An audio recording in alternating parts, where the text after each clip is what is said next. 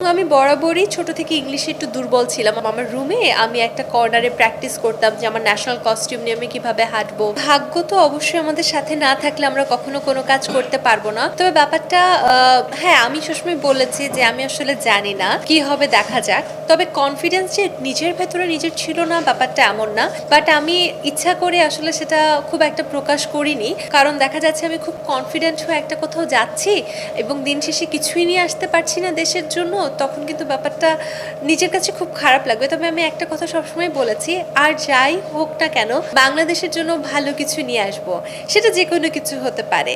এবং সেখানে যাওয়ার পরে দেখা যাচ্ছে যে আমি নিজেকে নিজে যেভাবে ট্রেন করেছি, দেখুন আমার কম্পিটিশনে আমার প্রতিদিন আমি নিজে সকাল 4টা বাজে উঠতাম, ঠিক ভোর 4টা বাজে ঘুম থেকে উঠতাম। আমার নিজের মেকওভার নিজে করতে হতো, নিজে রেডি হয়ে আমি 6টা বাজে ব্রেকফাস্ট টেবিলে বসতাম।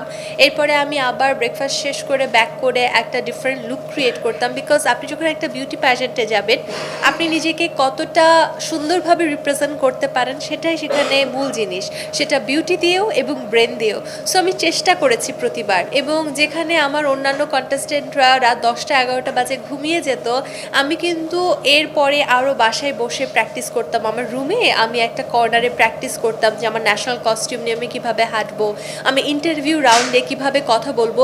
এবং আমি বরাবরই ছোট থেকে ইংলিশে একটু দুর্বল ছিলাম, আমি সেটাও কিন্তু প্র্যাকটিস করেছি গত 2-3 মাস ধরে, এবং সেখানেও আমি বেশ ভালো করেছি। তো সব কিছু মিলে আসলে কনফিডেন্সটা আমার অনেক দীর্ঘ সময় ধরে নিজেকে ট্রেন করতে করতে গ্রো হয়েছিল। আর বাকিটা তো অবশ্যই ভাগ্য, আপনাদের দোয়া, আপনাদের সাপোর্ট সব মিলিয়ে।